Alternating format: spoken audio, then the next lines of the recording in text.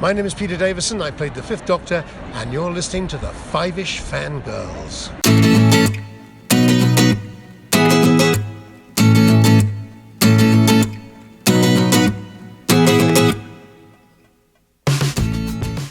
The tangents we continue all the way to episode 249 of the Five-ish Fangirls podcast. And we're going to come together right now. Over me. That's as close as you get me to sing.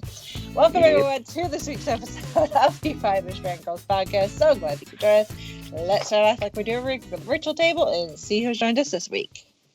This is Brittany in Bethlehem. This is Chrissy in Salt Lake City. This is Holly from Wisconsin. And this is Rachel in Indianapolis, Indiana. Hello, everyone. Hello. And thank goodness we're not under the sea. Yeah. It's been a close one for some of us. Yeah. Like if I want to go underwater, can you show me the direction to the octopus's garden? Thank you. In the Yellow Submarine. To boot, but yes. Wrong album, but still. Yeah. Telling Oh my. Beatles references. So many references. This is going to be fun. Mm-hmm. But first, we need to do just a little bit of news, even though we skipped the news last week. Apparently, it didn't matter much. We joked how something big would happen like the day after we record. No, as we're recording now, there's going to be a new Star Wars trailer that's going to drop later tonight. But whatever. Pretty much. Yeah.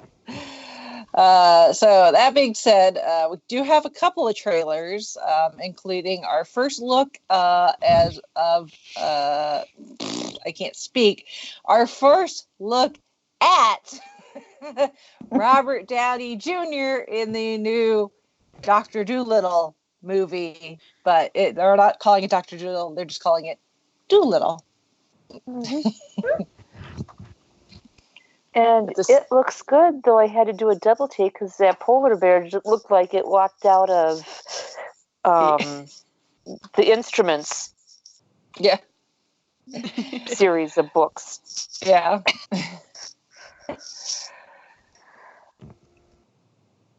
This is apparently what Robert is going to be has been doing since hanging up the old Iron Man suit. So. And the voice cast is quite. Yes. And he does have a fellow MCUer in amongst the groupings. Oh, yeah. We've got our DJ, obviously, as the face. We've got the likes of Antonio Banderas. My new favorite person on the planet, Michael Sheen. Emma Thompson, Remy Malek, John Cena, Octavia Spencer, Tom Holland, Ray Fiennes, Selena Gomez, Marion Cotillard. So it's quite the cast. Yep. So quite the cast. Music's being done by Danny Elfman. Mm-hmm. So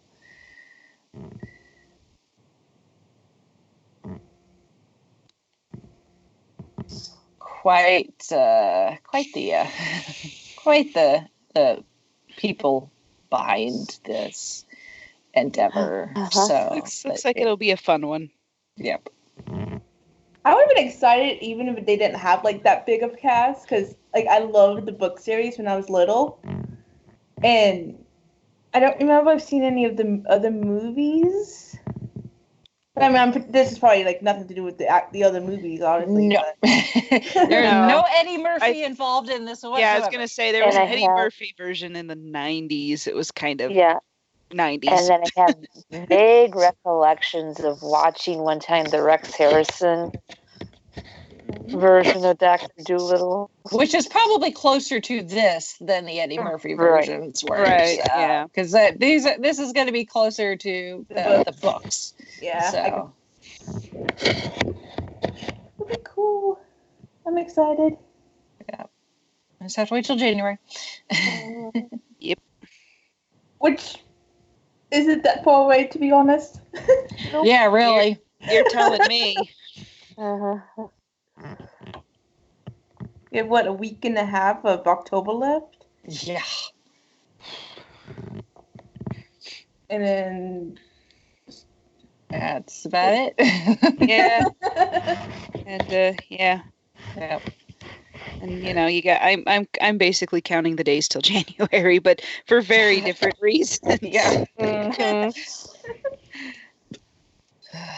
Oh, and then we got kind of a fuller trailer for season 3 of The Crown that dropped earlier today. So now we get a look at the rest of the royal family, because everything they dropped at this point is just kind of just been focused on Olivia Colman as Her Majesty.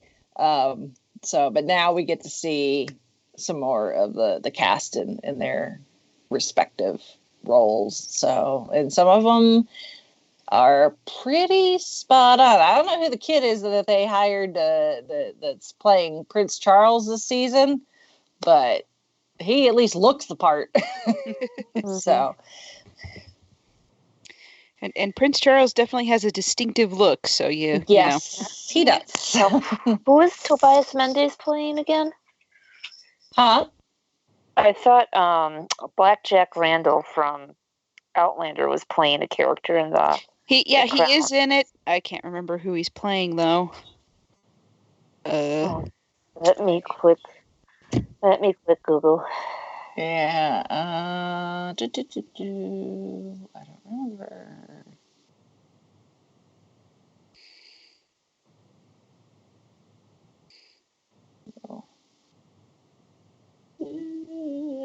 Wikipedia's no help. It only goes through season 2. No help.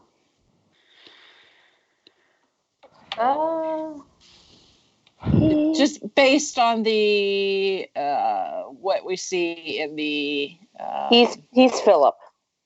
Okay.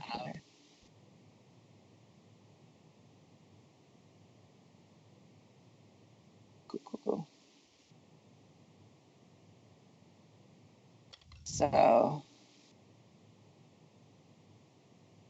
but this season should be full of more, family squabbles and all sorts of drama within the royal family. So, because this season is supposed to span between 1964 and 1977, so that's a good chunk of time. So, and I'm assuming that the bits that we see in the trailer that look like a funeral, is probably the funeral of Winston Churchill, because he died in 1965 or something like that. So, that would be my guess. So, but that drops next month. Through the Crown, so. Maybe actually sit down and watch. Like, I don't know why I keep meaning to, but I just, for some reason, don't. So many things to stream, and, there's only so many hours in the day. Mm-hmm. And usually when I have the TV on, it's because it's background noise, but I don't want this to be background noise. I want to actually watch it. Yeah, you can't just have it on and, be doing something else, because I tried that with season 2, and I was like, then I come back and like, okay, now what just happened? I don't know. But yeah, you have to sit and pay attention. Yeah. Or be doing something mindless with your hands that doesn't require a lot of. Yeah. And not have a toddler running around. Like if you want to take up like knitting or cross stitch or something. Yeah. I've tried knitting. It did not end well. I don't have the patience. Yeah. Like bust out an adult coloring book. Yes, that would work. Mm-hmm. I do have an insane amount of those. There you go.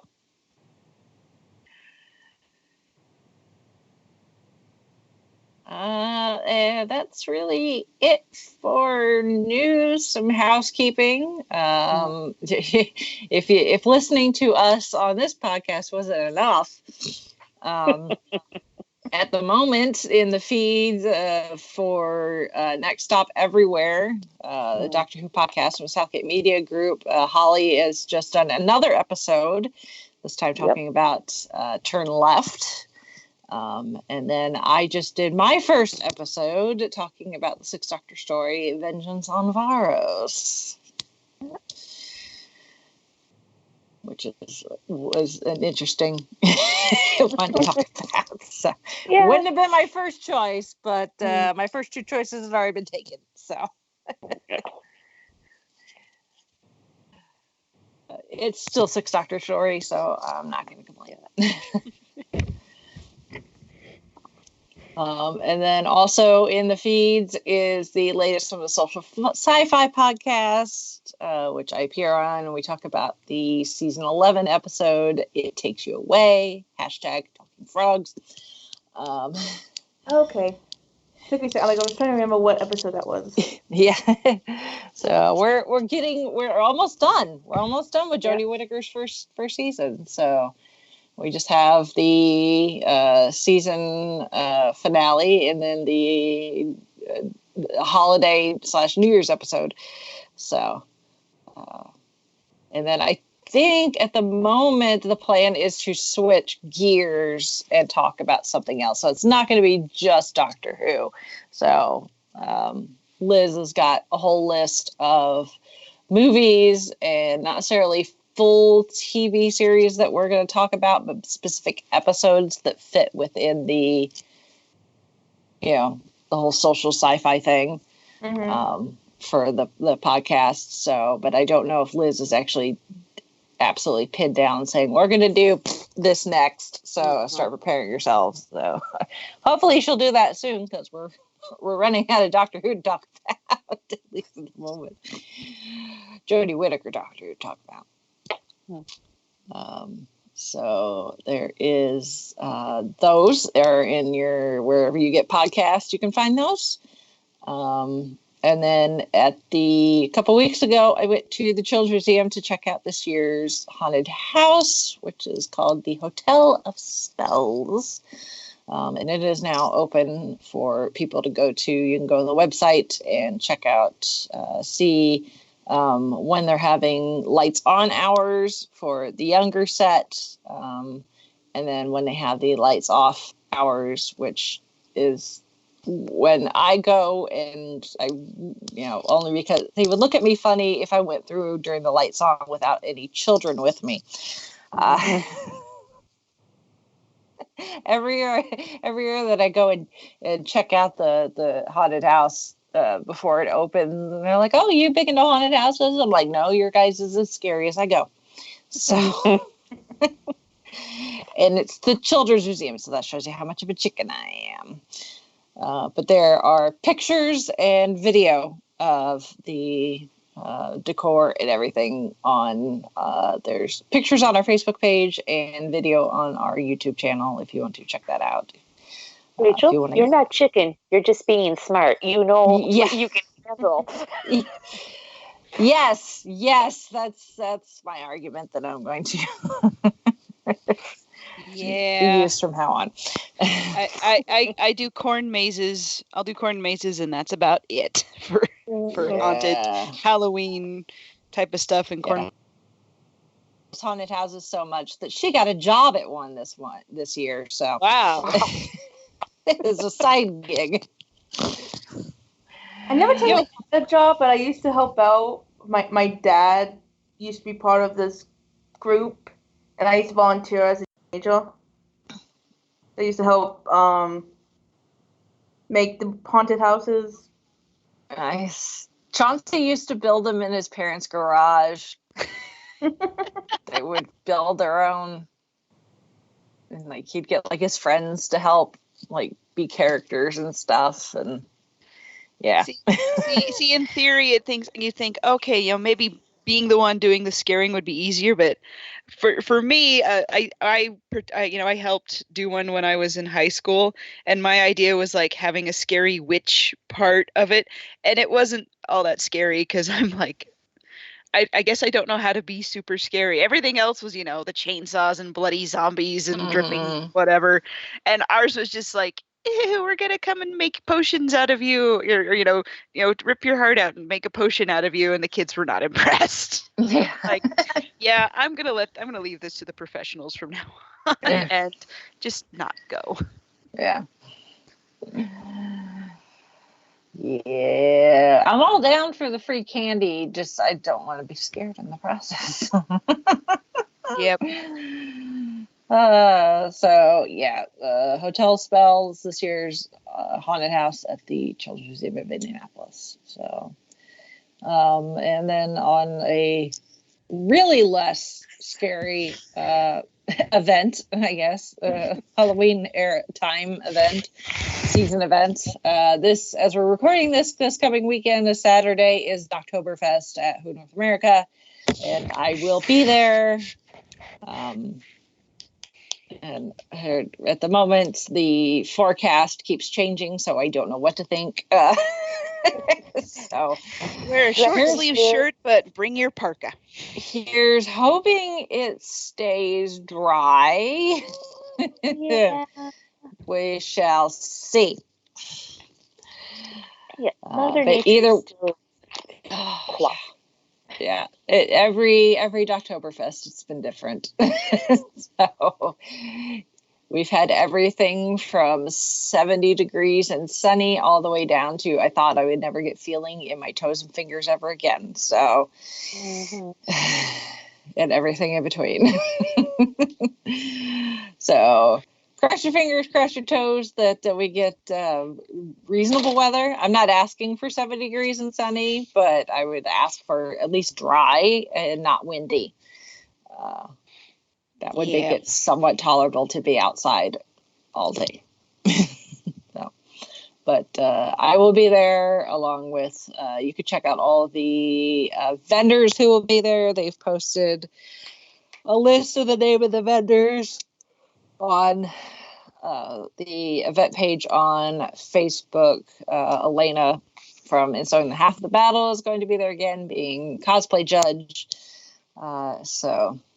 And if the weather looks like it's going to be what it is, she'll probably be as dressed as Captain Jack, because Jack's long wool coat, I'm sure, is nice and warm. So,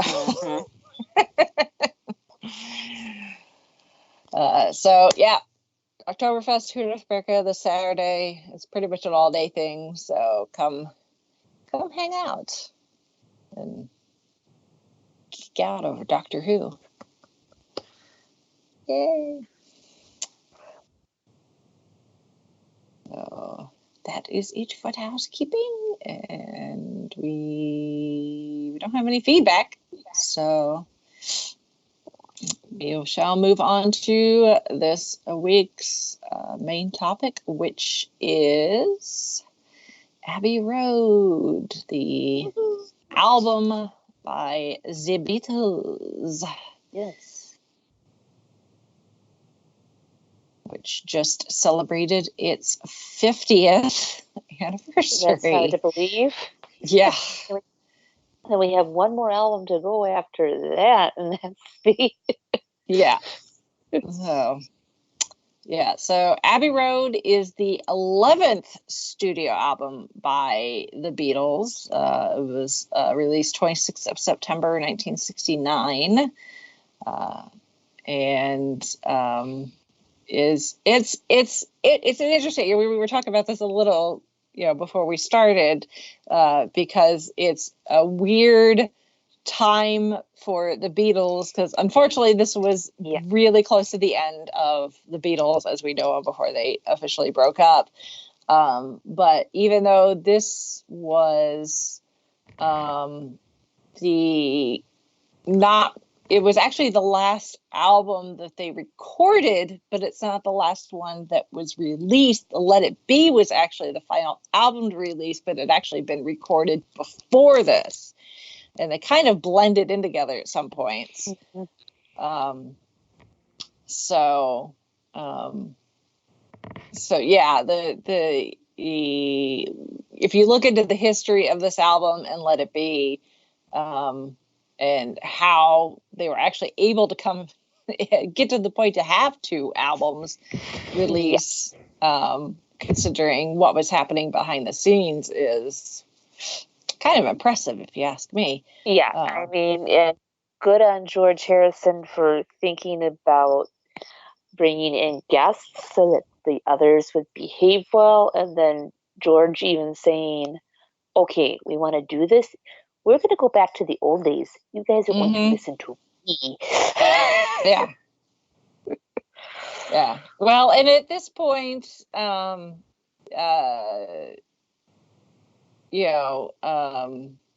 had gone through, Brian Epstein had passed away. So they had a new manager, but thankfully producer George Martin was still in the picture, and he'd been with them for a long time. So he knew them. So he was kind of like the 5th kind of silent Beatle, even though he performs on several tracks. So, but he was kind of like the I don't want to say babysitter, but because Brian Epstein was actually a really good babysitter for them. So his death, unfortunately, was kind of it was one thing that kind of snowballed into other things that brought about the end of the band. But it's of the dozen studio albums that we got from the Beatles, for some people this is the best of the best. They consider it the best Beatles album of all time. Obviously people are going to have differences of opinion. It also, I think it depends on what kind of mood you're in, because there's you could definitely hear a distinct progression in the sound and the style and the progression of technology and their ability to do things, like like layering different recordings on top of one another, or being able to record stuff backwards and bring in different types of instruments and that sort of thing. I mean, there's a definite difference in the sound from the very first Beatles album to this era. But that just comes with age and experience and everything. But for me, I definitely enjoy this album. I mean, I enjoy all Beatles music, but it's one of those where it's like, what type of mood am I in, and which album do I want to listen to? Yeah. This one's kind of my go-to, and then Sgt. Pepper's is kind of like my third. It's Abbey Road, then Let It Be, and depending on my mood, I'll do the Let It Be with all the backing, or I'll do the stripped down Let It Be naked with none of the wall of sound. Yeah. Yeah, I think I tend to gravitate towards the later stuff more often than the early stuff. If I want to hear the early stuff, I won't necessarily listen to the full albums. I'll listen to something like the what's it called, One, where it's like all their number one singles. Or the Red album, I think that's the earlier stuff, and then the Blue album's the later stuff. Yeah, as far as the anthologies go. Or you can listen to, I mean, if you want a good mix of old and new, if you don't have this in your collection, get it. Even if you have not seen the show, but the soundtrack to Love, the Cirque du Soleil show, is and they do really, really good. And they do some awesome mashups, and it's like, yes, that really fits. Yeah. I have not seen Love. I would love to see Love. I tried to see Love the one time I was in Las Vegas, and it was sold out till the cows come home. So,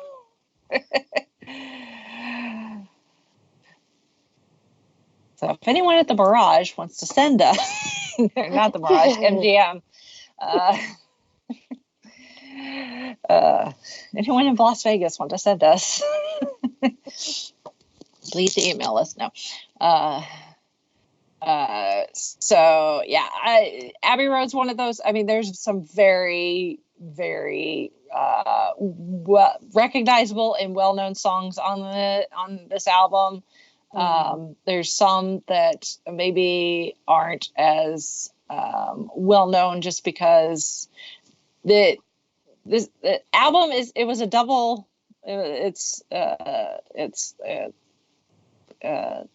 You've got a good number of like what we consider full songs or full length songs, but then you have this weird medley of songs that's like that kind of closes out the album where they had like bits and pieces of songs but were never able to like flesh out like a full 3, 4, 5 minute length song. So they just created this medley at the end, which you can listen to the songs individually, but it doesn't quite, it works better if you listen to the whole chunk.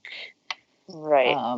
But then you get like the 16-minute just block of sound of different styles and different things. So, but we'll go through the individual tracks here in a moment.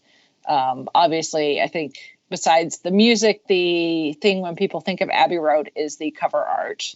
Yes. That famous shot of the Beatles crossing that zebra crosswalk outside Abbey Road Studios that has in been London. recreated numerous times for numerous things. Yeah, there's a webcam, or at least there was at one point. There's a webcam for that crosswalk, and you could get on there and watch people, try to take a picture on that crosswalk and not get hit by cars. I'm sure the people who drive that road are like, seriously, again? Yeah. Or maybe they just kind of deal with it. Probably. Well, I mean, even then, back in when it was being worked on back in 1969, they had to have a police officer hold up traffic because that's a busy road. Well, yeah. So, it's not like there are houses there, people live there, and of course, Abbey Road Studios is it's a long-standing studio. So it's like the Beatles aren't the only ones to have used it and have not been since. So the photograph, they got like 10 minutes to shoot it in August of 69, and the guy that shot it, he stood on a stepladder, and they had a cop stop the traffic behind him. He took 6 pictures, and Paul McCartney chose which one was going to be used on the cover. And of course, he chose the barefoot one. Yeah.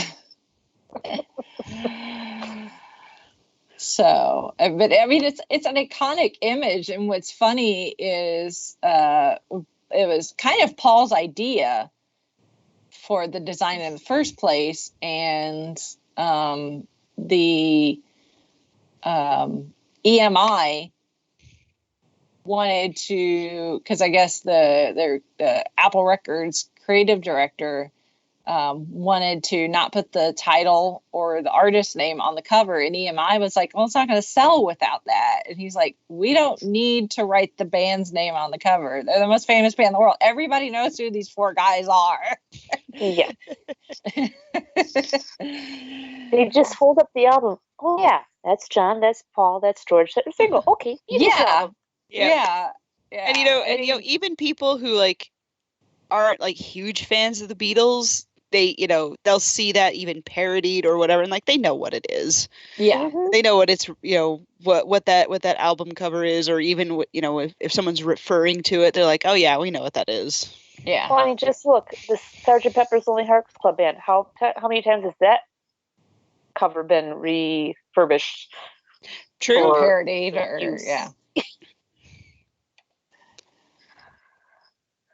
Yeah. Yeah. So, and for, of course, the cover, or at least that particular image that Paul ended up deciding that that's the one we're going to use for the cover, has its own. It's not just being iconic as a Beatles image, but the whole Paul is dead rumor that some people still persist as a thing, because Paul is barefoot in the image, so it's like, John's in white, so he must be, like the angel of death or whatever, and Ringo is the Undertaker because he's wearing black, and then George is in what we call a Canadian tuxedo, denim on denim, so he must be, the grave digger, dressed to be getting Algerian stuff. It's like, no, Paul was wearing sandals with the suit and it looked stupid. That's why he's barefoot. and then they tie it back to the Sgt. Pepper's album, because supposedly the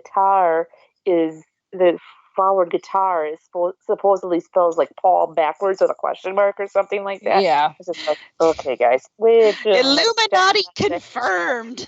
Yes. Gosh. Oh, people are funny. Yeah. It's like, Paul McCartney's not dead. He was not replaced, and this is not the most longest running, like, conspiracy in the history of humankind. I was like, sorry, but this is not something people are capable of pulling off for 50 years. For over 50 years. Well, you have a band as famous and as popular as the Beatles, and I don't know, the tinfoil hats come out. I mean, it's the same with anything. Yep. Yeah. Gosh, that's just funny. But it did make for good publicity for album sales. True. That's one way to do it. Yeah. Apparently the white Volkswagen that's also in the image, the license plate was stolen from that car a number of times. Eventually the car was sold at auction in 1986, and was put on display in a museum in Germany in 2001. I don't know if it's still there. And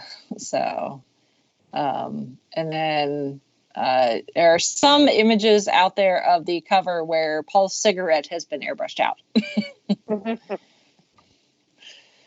Like, it was the 60s. People smoked. Yeah, he smoked.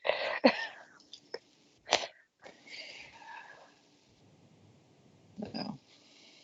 But yes, that shot has been parodied and copied, and I mean, we got that version of an image for Doctor Who with Peter Capaldi and Jenna Coleman and a Dalek.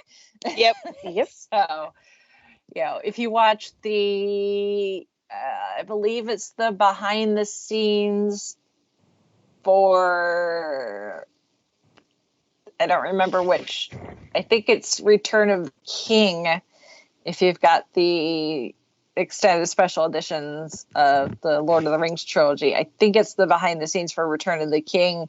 They did some of the recording and sound mixing for the music at Abbey Road Studios. And of course, Peter Jackson had to insist on he and some of the other people going out there on the crosswalk and get their own shot. So, and I believe Peter Jackson is the one that's barefoot. So there you go. That Paul does McCartney's not dead and surprise Peter me. Jackson is dead. Yeah. I mean, good grief. Even like, so the Powerpuff Girls, back in the day did a whole episode where it was all just a Beatles parody, send up pastiche, whatever you want to call it, and like the four of the villains like teamed up and they became the greatest villains in the world, and because they beat the Powerpuff Girls, and they even did like a shot where they're walking across the road on the crosswalk, and it's like It's hilarious. It's called Meet the Beatles. So if you ever get to watch, and it is just one Beatles pun after another, after another, after another. Nice. And then eventually the Powerpuff Girls they cause the Beatles to break up because Mojo Jojo gets his own version of Yoko Ono. And it's a monkey. It's a girl monkey from the zoo. Oh boy. Alrighty. Anyway, Point is, it's a popular thing. Yeah.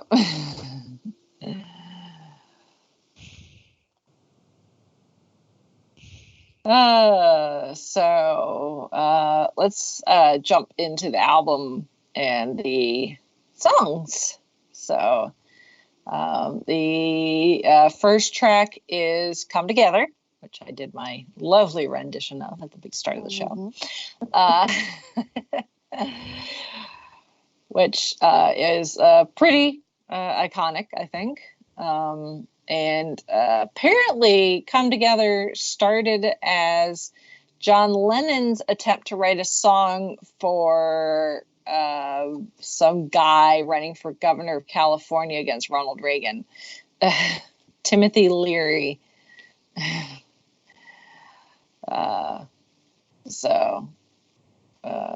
Apparently he was a psychologist.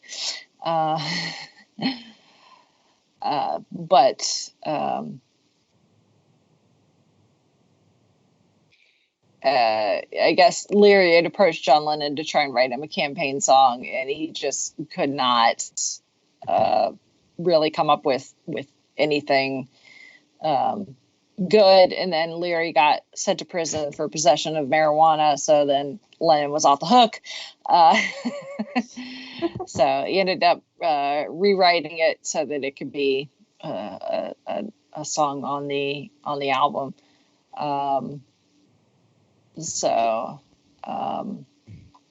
In 73, John was sued by Big Seven Music Corp, who is the publisher of Chuck Berry's You Can't Catch Me. And they were arguing that it sounded similar musically to Berry's original and shared some lyrics, including the lyrics, here come old flat top, he come grooving up slowly, which in Barry's song says, here come a flat top, he was moving up with me. Apparently that was settled out of court, with Lennon promising to record 3 other songs owned by the company. So he ended up recording the songs Yaya, You Can't Catch Me, and Angel Baby, which was not released until after John died. So then at some point they sued John for breach of contract and was eventually awarded a settlement. And then John countersued after they released an album of his material that were in his possession, and they eventually awarded him a bunch of money.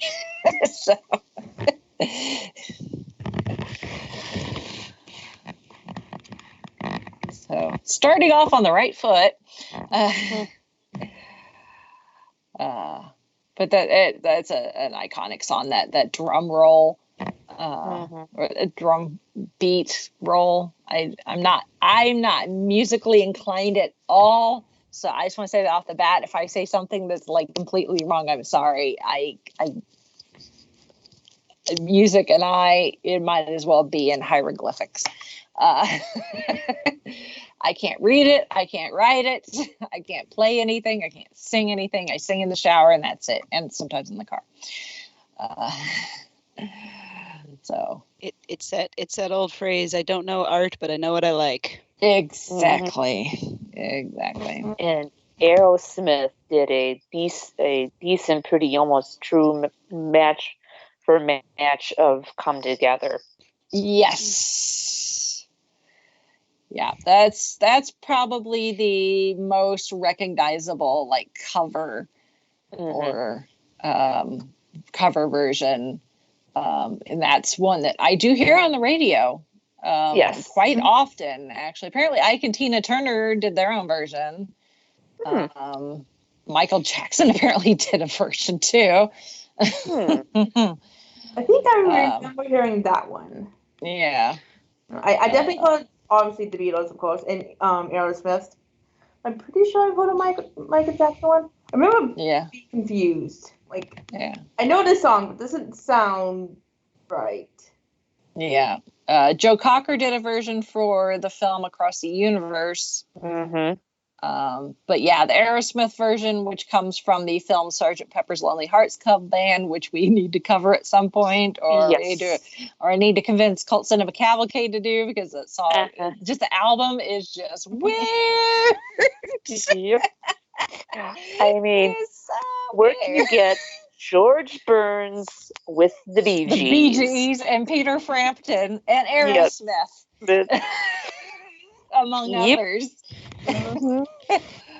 Alice Cooper, Earth, Wind and Fire. Steve Martin is in this movie.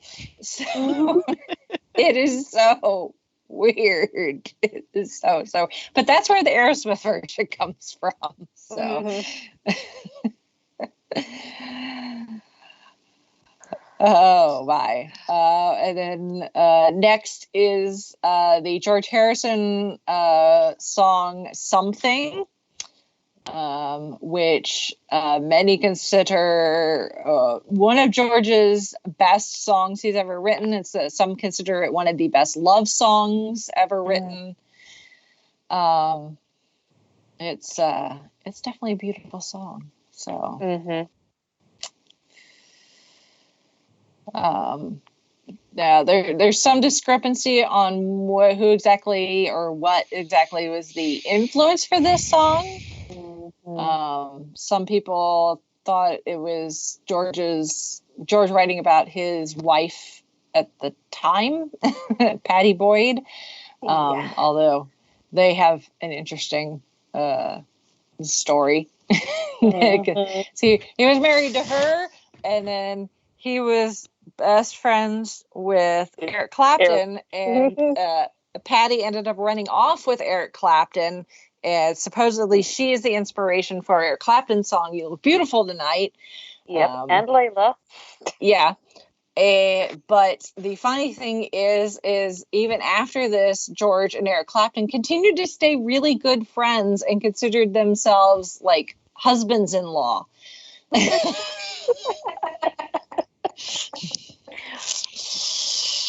Hey, I'm glad they were able to keep the friendship. Yeah. This was actually it originally was not going to be part of the album, because George actually offered it to Joe Cocker. And for whatever reason, it didn't happen, at least not right away. So they ended up recording it for Abbey Road. And what's really interesting is behind Yesterday, this is the second most covered Beatles song. By the album came out in 1969. By the late 1970s, so about a decade later, it had already been covered by 150 artists. Wow. Yeah. Including the likes of Frank Sinatra, who regularly performed it, Elvis, Ray Charles, James Brown, Tony Bennett, Smokey Robinson, again, Ike and Tina Turner. So this was quite the popular tune. It's BMI named it the 17th most performed song of the 20th century. It was ranked number 278 on Rolling Stone's list of the 500 greatest songs of all time. Mojo placed it number 7 in the magazine's list of best Beatles songs. So it's George had actually introduced it when they were working on Let It Be, and it never got anywhere. So.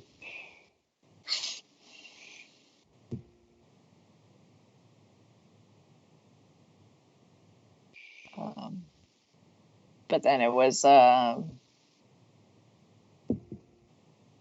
they got back together to work some more. It was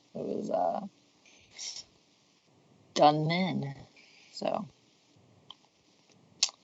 John Lennon considered it the best song on the album. And that's high praise coming from John. Well, yeah, it's interesting. I'll put as a link in the show notes to some a YouTube video I found the other day where it's different interviews with the Beatles from like 69 up until like the 80s, I think. And they talk about Abbey Road and Let It Be and all that. And they, guys asking them, their favorite songs off the album, where they think some of the best ones are. And every single one of them, when they'd ask them, like, what's the best song or what's your favorite, they would name a song that was written by one of the other guys. They never named one of the songs that they had written. So that's a high praise, a lot. So and if John says something is good, he means it, because if John doesn't like something, John was never afraid to voice his opinion, even if it was negative. So, which we will get to that actually with the the next song. Next one. So. Yeah.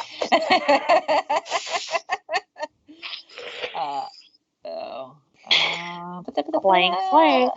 Yeah. Which is sad, because this is one of my favorite songs off of this album.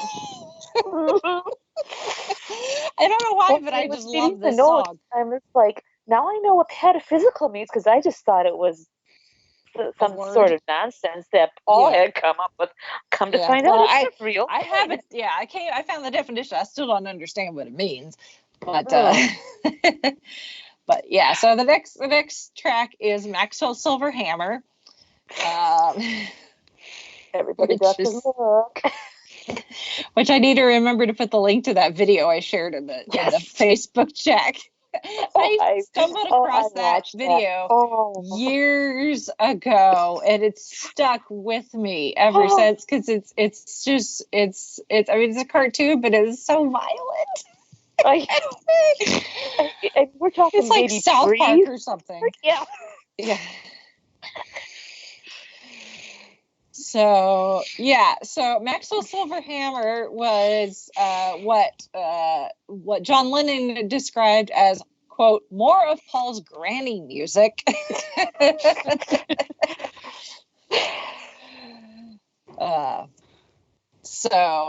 it's a story song. Talks about this presumably college kid, Maxwell Edison, who apparently has it may have been a future influence for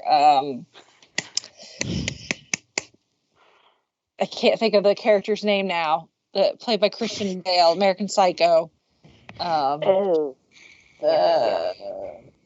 Anyway, that guy. I wouldn't be surprised if maybe this song was an influence for that.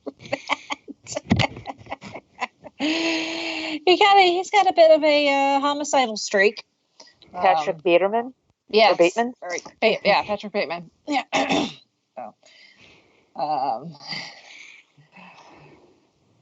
Because I think he actually does kill someone in that movie with a sledgehammer. It's not silver, but still. But it's so if you just listen to the music without the lyrics, you'd be like, oh, this is some like happy-go-lucky, kind of boppy song. But then you throw in the lyrics about this, it gets dark quickly. Yeah, it gets dark. I love it. I don't know why. That means, ooh, that escalated quickly. Yeah. According to Paul, he says it's more of a metaphor or whatever allegory for when it epitomizes the downfalls of life, essentially. So when something goes wrong out of the blue, as it often does, as he says, as I was beginning to find out that that time in my life, I wanted something symbolic of that. So to me, it was some fictitious character called Maxwell, the Silver Hammer. He's like, I don't know why it was silver. It just sounded better than Maxwell's hammer. So, because at this point, the Beatles were not officially broken up, but they had already experienced, the guys going off and doing their own thing. They weren't recording with just them. They were bringing in other artists to fill in those gaps when someone decided that he couldn't be bothered to come record. When you listen, when you put that spin on it, then it's like, I think it's really dark, actually, as opposed to just taking it literally. But yeah, the word in the song we were talking about is pataphysical, which pataphysics, or the French pétaphysique, is it, even in Wikipedia, it said is a difficult to define literary trope. So one definition is that pataphysics is a branch of philosophy or science that examines imaginary phenomenon that exist in a world beyond metaphysics. It is a science of imaginary solutions. Okay. Huh. I still don't understand what that means. I'm more confused than I was. Yeah. So basically, imaginary solutions. So basically, our harebrained ideas.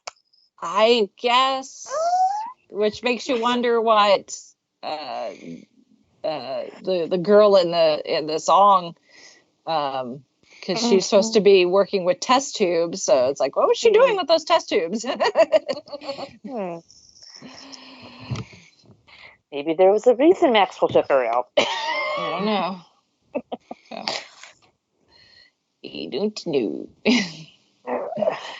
But anyway, I like I said, it's one of my favorite songs off the album, and it's dark and it's macabre, but it's so funny, and I think that's why I like it so much, just because the story versus the music shouldn't work together, but they do, and I love it. Because I mean, okay, Maxwell's killed a couple people. Well, he's going off on his merry way. Hasn't gotten busted, and then all of a sudden he's the judge, and okay, but Maxwell's off with the girls. Yeah.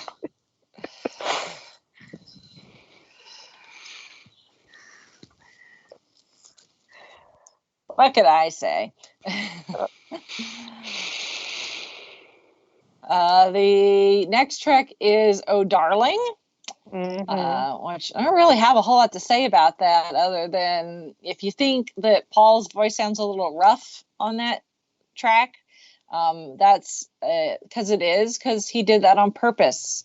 He wanted it to sound as though he had been singing a lot, and his voice was rough. So when they were working on the album, he would only try the song once a day, and if it wasn't right, he'd wait till the next day. Because I listened to a couple of the outtakes, and the first one where it's nice and smooth, it just does not sound right. He needed that gruff. Yeah, it's voice. Like it's a real sultry kind of almost bluesy, like, essentially, woman, I love you so much, please don't leave me or I'm gonna die. And he gets his voice to a point where it sounds like he's gonna die. So where it's just real rough, like I'm just so overcome with emotion, and I just can't take it kind of sound to it. So Next up is Octopus's Garden, which is another fun one. This was actually written and performed by Ringo, credited under his real name, Richard Starkey. For those that don't know, Ringo Starr is not his birth name.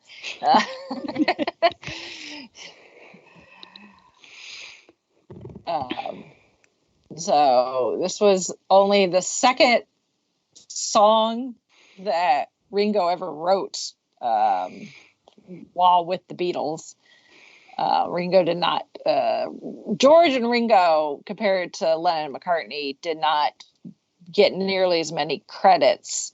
And between George and Ringo got the short end of this. I don't want to say Ringo got the short end of the stick, because I think part of it was he just didn't want to. Mm-hmm. And occasionally when he did get an idea, it was just, either they'd tell him, no, it's not that good, or, he wasn't confident enough in it to even try to present it to the guys. It's a little conflicting on how exactly that works, but that's why you don't hear the general rule was with the Beatles, if you wrote it, you sang it. Mm-hmm. Which is why you hear Lennon and McCartney so much, because they wrote a majority of it. So, right. But Ringo was not necessarily one for being having a solo. He didn't even really like doing drum solos. No, because the only ones that I remember besides this one that he sang lead on was Act Naturally, Girls, and then... Which is a cover. Right. And then the opening for Sgt. Pepper's. Yeah. Yeah. So. And then, because I think Good Night, that was Paul, I think. Because, well, no, he's, the other song that he wrote and got credit for is Don't Pass Me By, which was on the White Album. Oh, okay. That's, shows you how much I listen to the White Album. Yeah.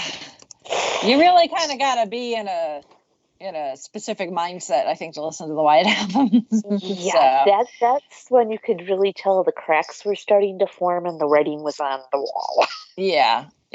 So, the Yellow Submarine, while Ringo sang the song, it was actually written by Lennon McCartney. So that was one of those few exceptions where if you wrote it, you sang it. So, but Octopus's Garden it's a fun song. It is kind of if you listen to it just on a surface level, it just seems kind of like possibly it could be like a kid's song, kind of like Yellow Submarine. But it's actually a little, according to Ringo, it's way deeper than that. He got the idea when he was on a boat with Peter Sellers in Sardinia in 1968. He had ordered fish and chips, but instead of fish, he got squid. He said it was okay, but rubbery, tastes like chicken. But the boat's captain told him about how octopuses travel along the seabed, picking up stones and shiny objects with which to build gardens, which, if you've seen Moana, kind of makes sense. They kind of tie into that. But then it was further inspired by his desire to escape the mounting hostility among the Beatles. He would later say that he just wanted to be under the sea too. So, and George helped him with some of the chord changes, but they gave Ringo full writing credit on that. So.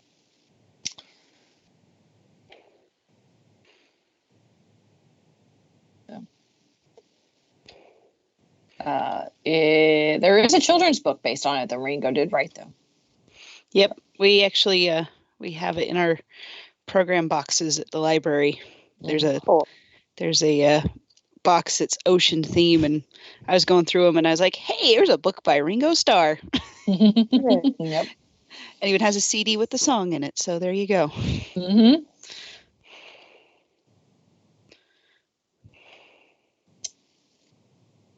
And then the last track for side one, for those that remember vinyl, is I Want You, She's So Heavy, which was written by John, but it is credited to Lennon McCartney. And John wrote this about Yoko. So, which, I mean, lyrically, the song is not anything to really write home about. But the music, it's very bluesy. It's got this really, really like feel it in your gut, like bones, like bass line in it. Even a little ominous too. Yeah. Because I kind of tie that into with the I Got a Feeling a little bit. Just that rumbling line. Yeah. And this is one where it's not just the Beatles that appear on the track. Billy Preston plays the Hammond organ on this song. So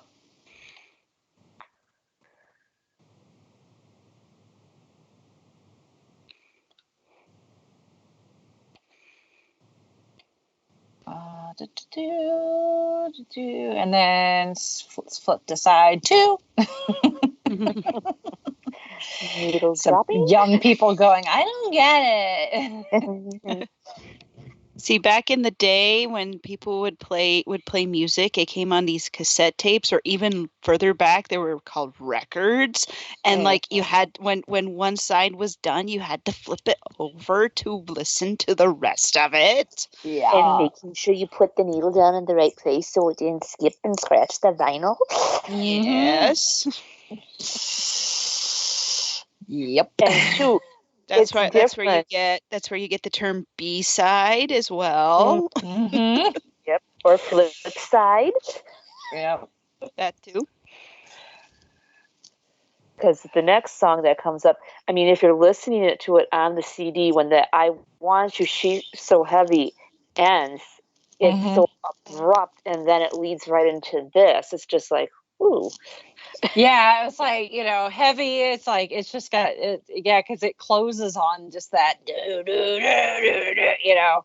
like that real low, with that organ and the bass and everything. And then it's like, oh, next track. And it's, this wonderful, just really bright, guitar. Here comes the sun, that opening.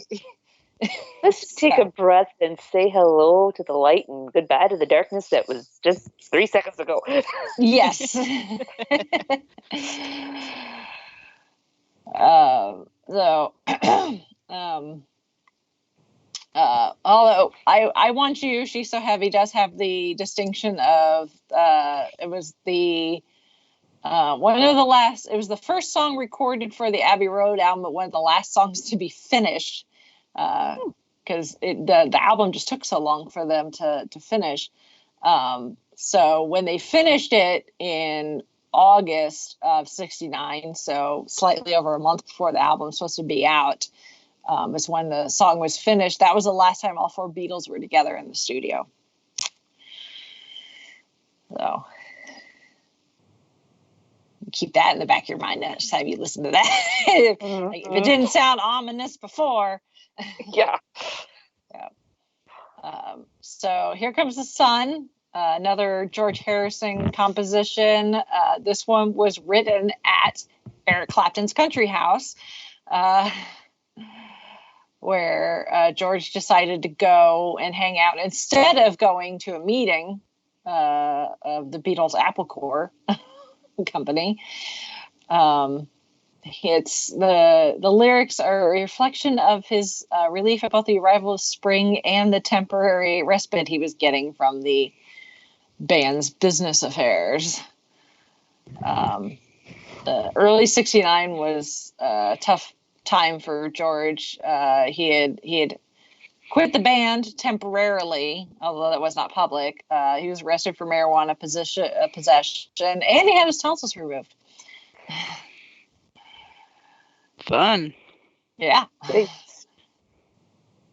In his autobiography, I Mean Mine, he states, Here Comes the Sun was written at the time when Apple was getting like school, where we had to go be businessmen, sign this and sign that.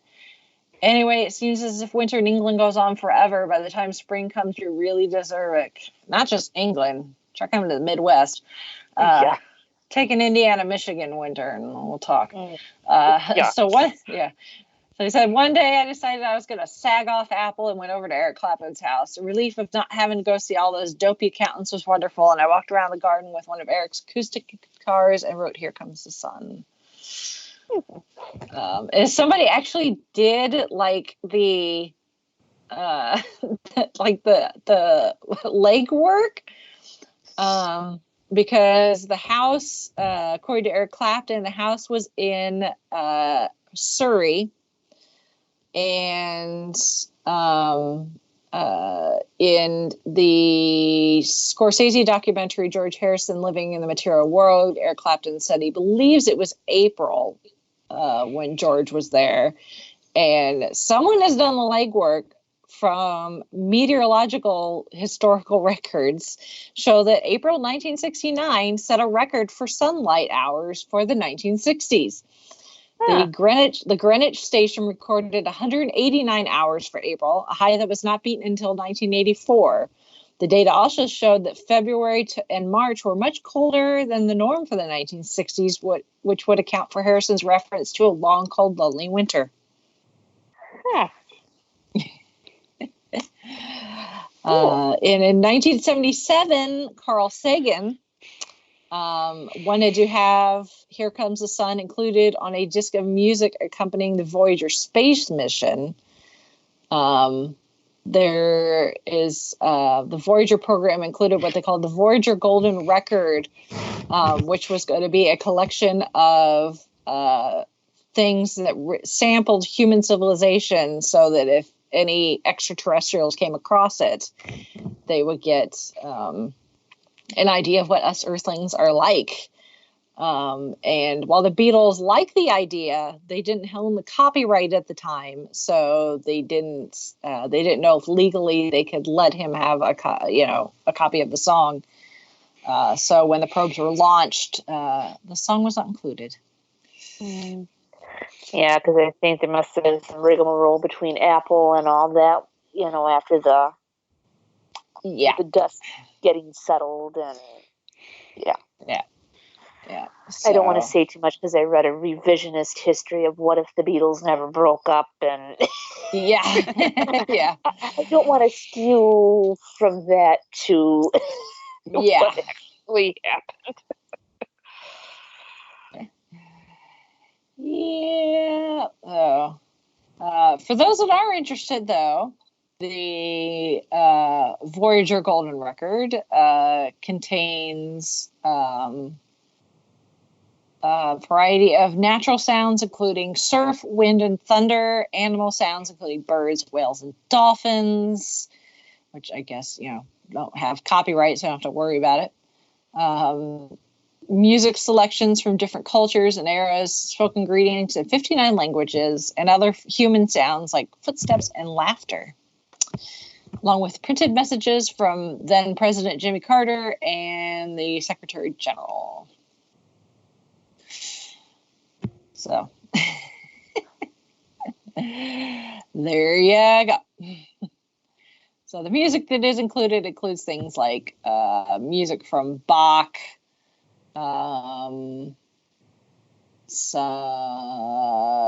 Chuck Berry's Johnny B. Good, some traditional music from Papua New Guinea, some music from Mozart, Stravinsky. So interesting. Very interesting. I'm sure Chauncey probably knows about that. He's a big space nut. And then the last song before the medley is the song Because, which was written by John, but again credited to Lennon and McCartney. It features a 3-part vocal harmony by Lennon, McCartney, and Harrison, each recorded 3 times to make 9 voices in all, which is why it sounds as full as it does. According to John, it has a close musical resemblance to the first movement of Ludwig van Beethoven's Moonlight Sonata, because supposedly Yoko was playing the song on the piano, and he was like, "Can you play those chords backwards?" And wrote "Because" around them. He said the lyrics speak for themselves, no imaginary, no imagery, no obscure references. But apparently a musicologist, because that's a thing apparently, notes, and again, this is all music stuff, so there's a whole bunch of music stuff that if you're a musician, this probably makes sense. But essentially he said that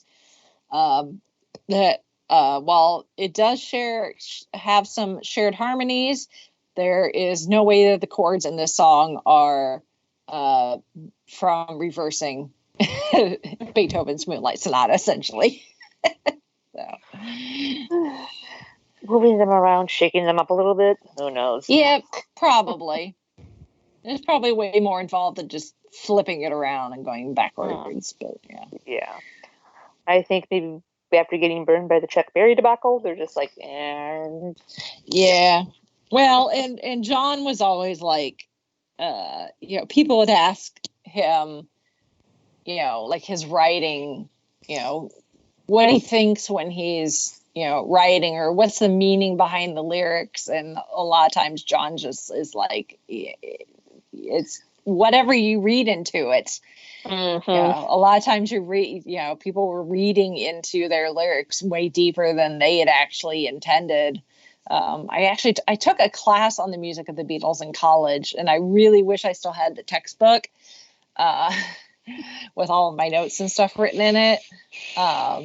But an example of that, when the professor was talking about how, people would read into the Beatles lyrics way deeper than they had intended, is I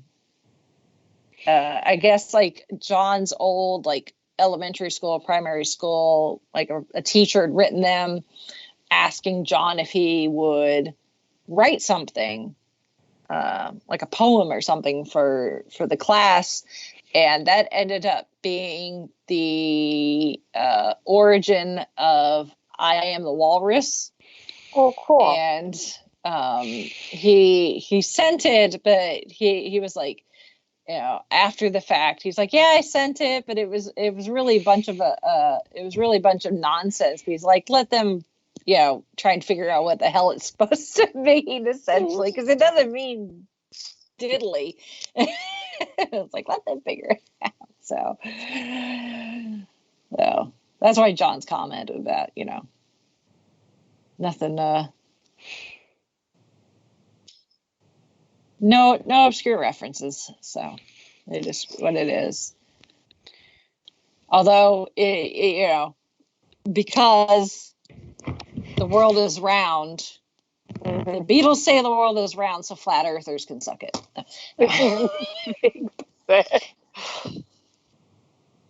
Lennon McCartney said the earth is round. It is. Yep. And why? Because. Exactly. That's just my opinion. And then the album concludes with the 16-minute 8-song medley, which includes the songs "You Never Give Me Your Money," which was a bit of a jab on Paul's part to their new manager, Alan Klein, who is the guy who took over after Brian Epstein's death. So he said it's basically a song about no faith in someone. So he'd written it when he was in New York, shortly after he married Linda. They were having a break in between recording sessions for Let It Be.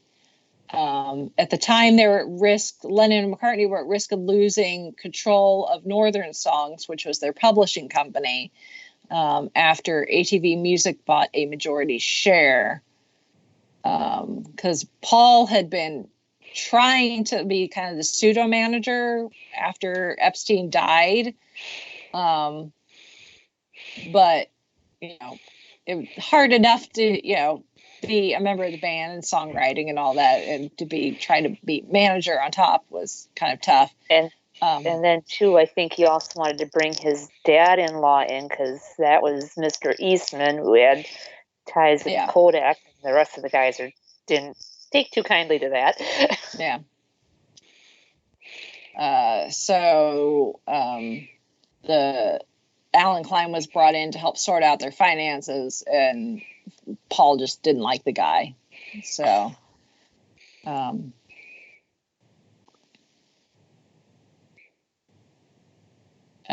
the reason that this they have this medley to close out this album is because Let It Be was not finished, and that both Paul and George Martin realized that this could be the last album, because at this point Paul could kind of see the writing on the wall that the Beatles were coming to an end.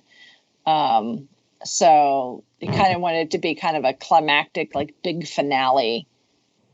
So that's why it has the songs that it does. So it starts out with "You Never Give Me Your Money," which the lyrics, he's altered the lyrics, but that's one of the songs that Paul uses for his closer when you see him in concert. So once you start hearing this song, the show's almost over. Next is the song "Sun King," which was called "Here Comes the Sun King," but shortened so it wouldn't be confused with "Here Comes the Sun."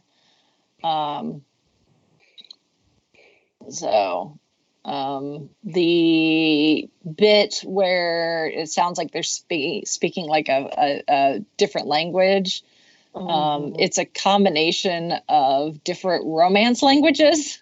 Yeah, because the Spanish "cuando para mucho" is "when for a lot." Yeah. That's literal translation there for you. So it's like they threw in some Spanish words that they knew, and maybe some Italian, and so there's some Liverpool slang in there, like "Chica Verde."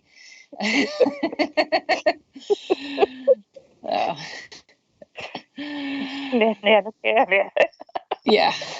Yeah, I like that. Yeah. Which really means nothing except it's a schoolyard taunt in Liverpool. So like na na na na boo boo. Yeah.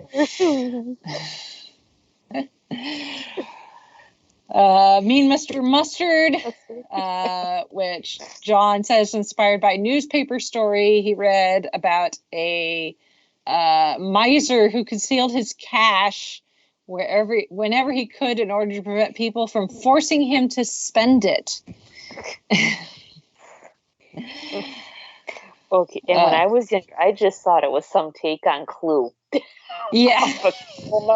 Character. Okay, he was the mean guy. Yeah. So, there's a newspaper article headline that says Scotsman's meanness was legendary. It featured a man called John Mustard, who lived in Enfield, Apparently. Is not one of John's favorites. It was one he written while they were doing their stint in India, and in the anthology, he refers to it as a bit of crap I wrote in India. Like I said, John Lennon has no problem about voicing his opinion. Well, at least he's succinct about it. Yeah. Then we go into Paul. I wish she was ticking me off that day. Yeah. I stubbed my toe. There we roll into Polythene Pam. Again, written by John while they were in India. It was recorded as a demo at George's house before they recorded the White Album. The demo can be found on Anthology 3. And once again, not one of John's favorites. A bit of crap I wrote in India. He's in 1980 in an interview. He said, "That was me remembering a little event with a woman in Jersey and a man who was England's answer to Allen Ginsberg." I'm not quite sure exactly who that is. He was a poet. I don't know. Wait, Okay. I had to study him in one of my poetry classes in college, and anyway, not important. Yeah. He said, "I met him when we were on tour, and he took me back to his apartment, and I had a girl, and he had one he wanted me to meet, and he said she dressed up in polythene, which is a British variant to the word polyethylene, which is plastic, essentially." It says she said she didn't wear jackboots and kilts, so I just sort of elaborated perverted adult activities in a polythene bag. So,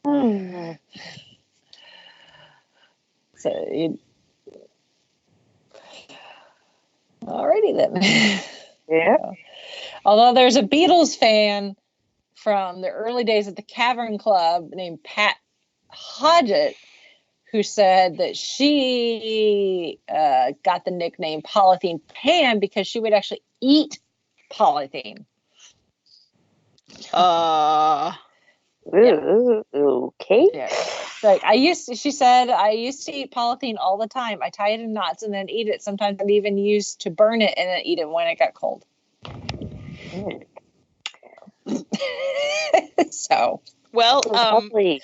if you've ever watched My Strange Addiction, yeah, I'm sure. Mm-hmm. That's Okay. probably part of it. Yep. Yeah. The stomach problems. Yeah, really. And then this is supposed to be linked to Mean Mr. Mustard because in Mean Mr. Mustard it mentions his sister Pam. Mm-hmm. So, which originally his sister was called Shirley, but then they changed it so that it would link better with the song. So yeah. And then one of my favorites in this medley, Right. she Mine came in through too. the bathroom window. It's almost like they're watching movies and then all of a sudden somebody's like, I'm bored with this. Click. Change channel. This kind of feels like, one of those Weird Al medleys. Yeah. Where they go through like and one of his polkas. Yeah. This was written by Paul, and it was inspired by what they called Apple Scruffs, who were dedicated fans who hung around outside Abbey Road studio, the Apple corporate offices, and the individual homes of the Beatles, who broke into Paul's house. A fan called Diane Ashley said, "We were bored. He was out, and so we decided to pay him a visit. We found a ladder in his garden and stuck it up at the bathroom window, which he left slightly open. I was the one who climbed up and got in. Then she opened the front door and let others in. They stole a number of photographs in addition to clothes. Another scruff, Margot Bird, remembers being friends with McCartney, and she would often take his dog for walks."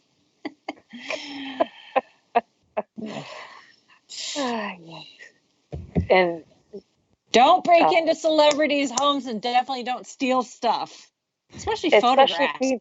Especially being protected with a silver spoon. And another awesome cover of this is Joe Cocker. doing this. If you haven't heard it, do yourself a favor, listen to it.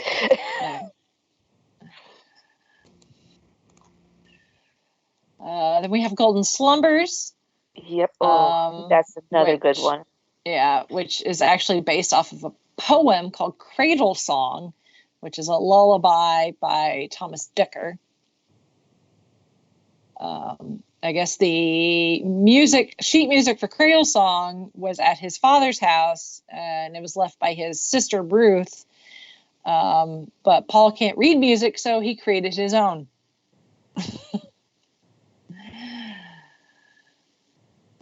And then that's followed, and these two songs are actually almost always connected together, kind of like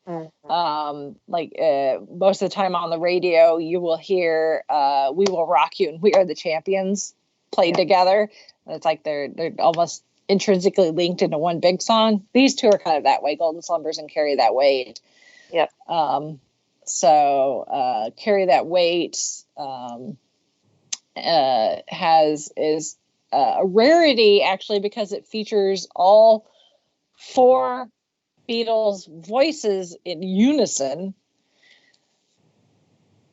So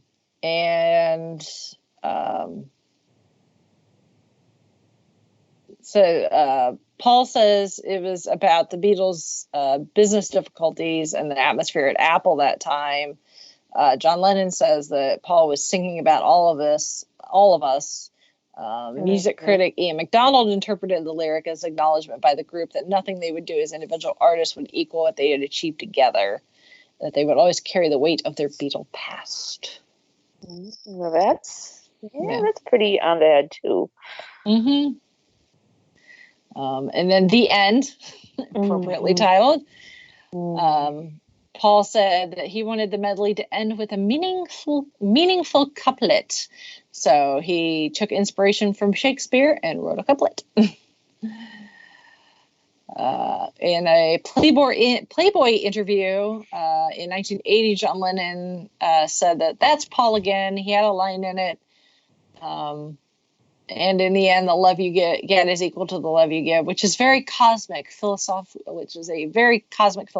line, which again proves that if he wants to, he can think, which is a bit of a backhanded compliment.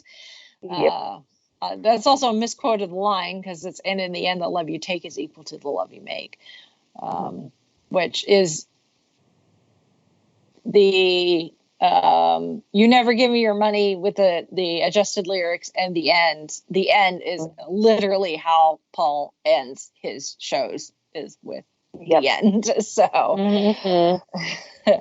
and then sometimes when they're singing that part, the end, sometimes I think they switch a little bit and also throw in love you. Yeah. Just to make it a bit more upbeat. Yes. Yeah. The song includes a Ringo drum solo, which, like I said, Ringo dislikes solos. So what they did is they recorded his drum kit, and they took the guitar and tambourine accompaniment and muted it during mixing.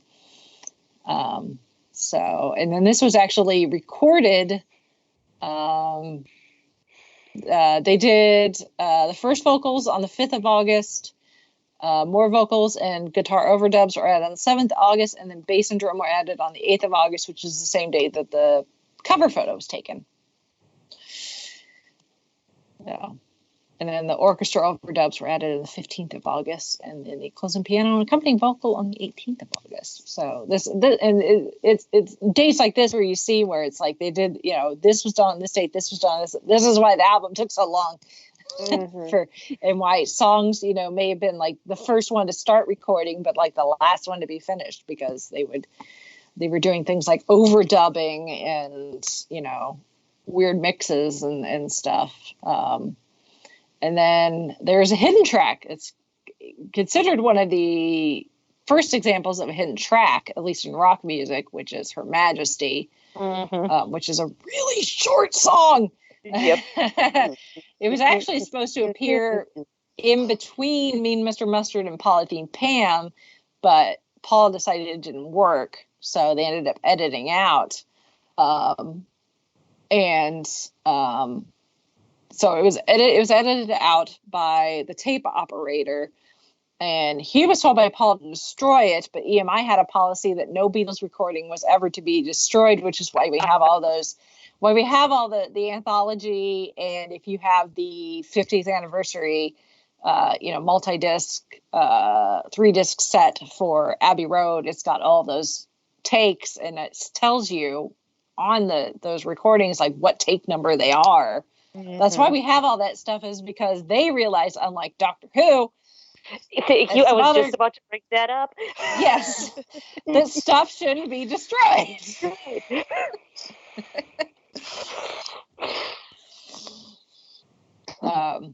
So since it wasn't destroyed, but the way it was recorded, it ends up having that 14 second of silence between the end and Her Majesty, but then it also has a chord that appears at the beginning, which is the end of Mean Mr. Mustard.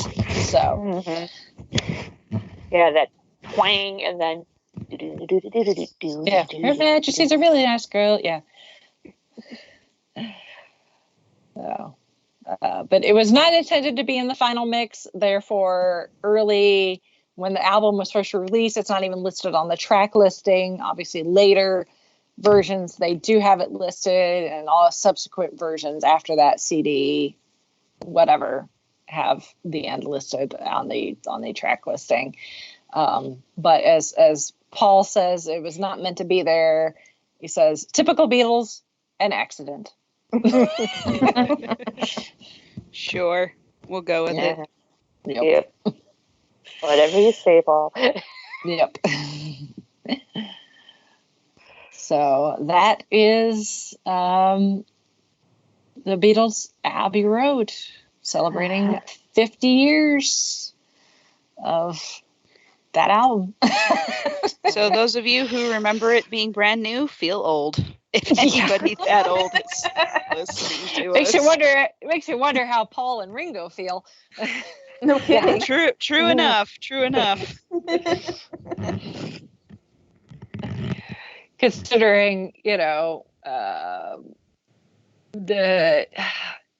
I've seen Paul several times in concert. I've only seen Ringo once, just because Ringo does not tour as extensively as Paul does. But the times I've seen Paul, the only songs off of that album that I've heard him do is that little pull from the medley at the end with "You Never Give Me Your Money" in the end. He does not perform anything else, at least that I've ever heard. That's not to say that he hasn't at some point in the last 50 years. But he does do a ukulele cover of something in tribute to George. Mm-hmm. So it's one of the few times that he will sing a song that's a Beatles song that's not one of his, and not one that he sang on, lead on. So because he does do tribute to both John and George. Since they are no longer with us when he's in concert. So he does do something, but it's on the ukulele because that was one of George's favorite instruments. But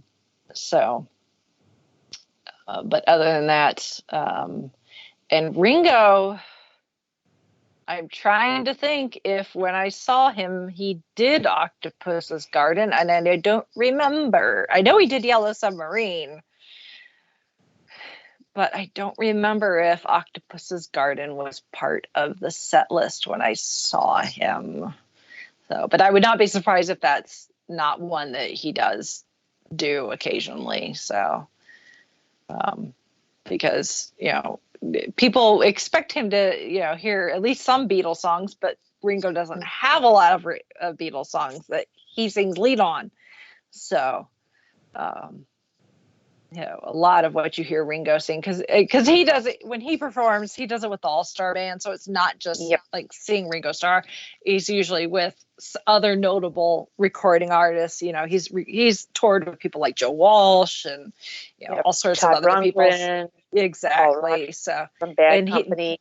they all get what's his face? I can't think of his name now, from Mr. Oh yeah. Yeah, that he was with him when I saw him.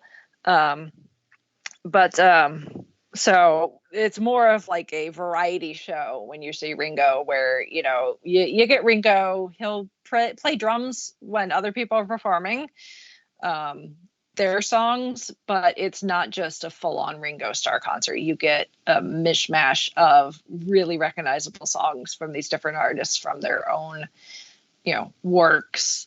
But then Ringo's got his own, solo career, so that tends to be a good chunk of what you end up hearing him sing when he is on stage. So just because he does not have a lot, he does not have a lot. So while it's a really good album, Abbey Road, as far as performances of songs off of it, you're not necessarily going to hear a lot from the two remaining band members. So, but yeah. And I've listened to the remastered 50th anniversary. And it sounds really good, and it's fun to hear the different takes and some of the stuff that they recorded but never made the cut. Because you get the demo for Come and Get It, which they gave to Badfinger. Yeah. And you got to hear some behind the scenes stuff, but they really weren't in the squabbling phase. Maybe they realized that, hey, the end is in sight. Let's treat each other just a little bit nicer.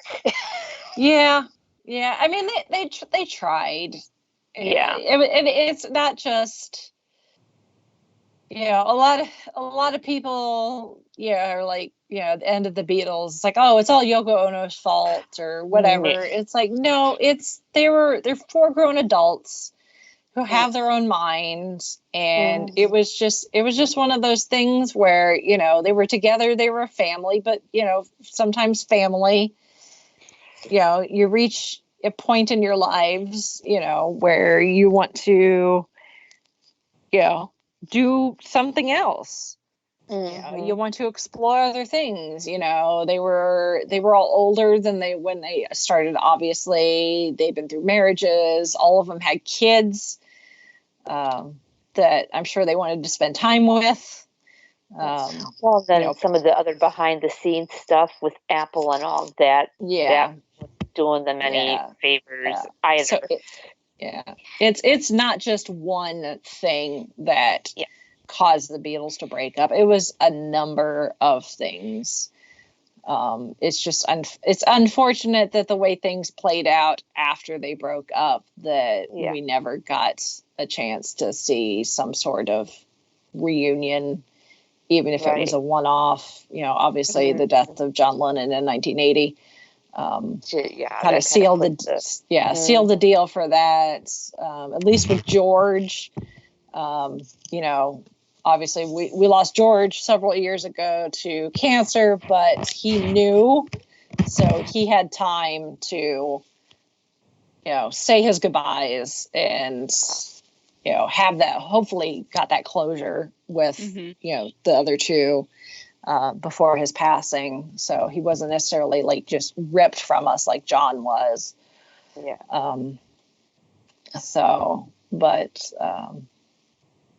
The music lives on, which is the nice thing about it. And because at least EMI, of all the businesses involved with anything involving the Beatles, were smart about, not destroying anything. Potentially we can still get material out there. So who knows what else is out there, as far as demos and takes and stuff that we have not heard yet. But still in the vault. And then who knows? I mean, who knows what Yoko has? Paul, who knows what he has floating around somewhere? Yep, very much so. So, but I love the Beatles. I absolutely love the Beatles. They're one of my absolute favorites. Easily one of the greatest bands of all time. We hadn't seen anybody like them when they came on the scene, and we've not seen anybody like them since. They're a one in a million thing. So we'll definitely have to dive into more of their catalog and the movies and things that they influenced, like that really weird Sgt. Pepper movie. We got to do one of the Beatles movies. I mean, I'm voting for Fiendish Thingy. Yeah. Hopefully you get the reference from which movie. A certain ring. Yeah. I'm partial to Yellow Submarine myself, which, funnily enough, is the only Beatles you actually hear the songs, because all the speaking voices are not the Beatles. Spoilers. The Beatles don't actually appear until the very end of the movie. But I'm slightly partial to Yellow Submarine myself, especially considering the soundtrack was the first Beatles album I ever owned. And I still own it, even after all these years. That CD. We'll have to see about Magical Mystery Tours. Quite sold on that. Yeah. Soundtrack good. Movie, not so much. I mean, for Beatles, it's good, but a lot of the stuff, from the late 60s, from like Sgt. Pepper on, I just kind of wave my hand and say it was the late 60s. Everybody was on drugs, and just leave it at that. So, don't do drugs, kids. It's bad. Yeah. I'm just saying at the time, it got us some really good stuff. Yep. But now, don't do drugs. LSD is bad. Yeah. There's my PSA. We'll end it with that. Yes. And on that note, yep. If, with our PSA, with our lovely PSA. We don't have any cartoon all-stars to the rescue to go along with this thing. And that's a really obscure reference if anyone gets it. If anyone out there wants to talk about their favorite Beatles memories or songs, or anything at all that we've talked about on this podcast in the past, or what we plan to in the future, if you're that clairvoyant, and good job for you, send me the winners of the next 10 Super Bowls. Email us at the5ishfangirls@gmail.com and send us your feedback. And you can also go to our website, which is the5ishfangirls.com, which has all of our social media links, Facebook, Instagram, YouTube. We have Twitter kind of hanging around, but it's mostly Facebook these days. And we kind of treat that as feedback as well. So if you leave comments, we'll do that. And as mentioned before, we have videos up on YouTube you can check out of things we've done, conventions, and just random things we've done. So check that out as well. You can listen to us on iTunes, Google Play, Spotify, pretty much anywhere you get podcasts, we are there. So you can pick your favorite podcast listening avenue. And then we also have ways to support the show. If you feel so inclined, we have a Patreon, which is a big help. We also have an Amazon store. We have a merch shop, and few other places. And as always, we thank our supporters, whether you're supporting us with your hard-earned dollars or whether you're sending us feedback or leaving comments, likes on social media. It all helps, and it's all fun to get in contact with you guys and see what you think about what we're doing. And it's been a lot of fun. So high fives all around, guys. Yes. Cool. All right. So with that, we shall sign off for this week. This is Brittany and Bethlehem saying goodnight. This is Chrissy in Salt Lake City saying goodnight. This is Sally from Wisconsin saying goodnight. All right, here's a reference for you. Hey, remember when you were in the Beatles and you did that album, Abbey Road, and at the very end of the song, it goes, and in the end, the love you take is equal to the love you make. You remember that? Yes. Is that true?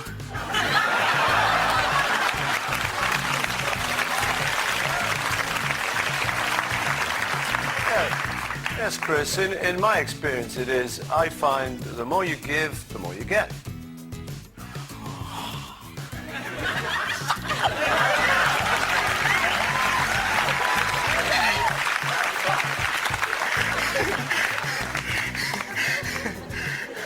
Well, that's it for this week's show.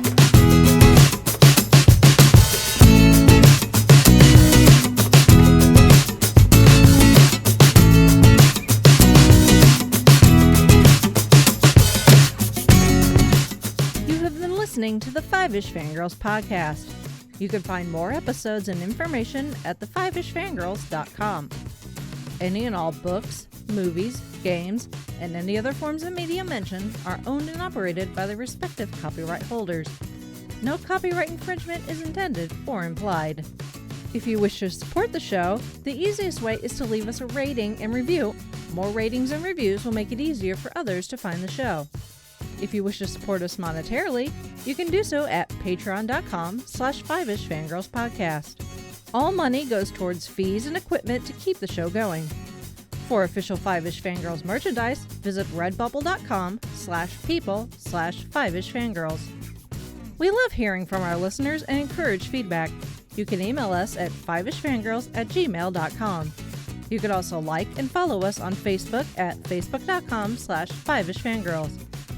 Thank you so much for listening, and may the squee be with you.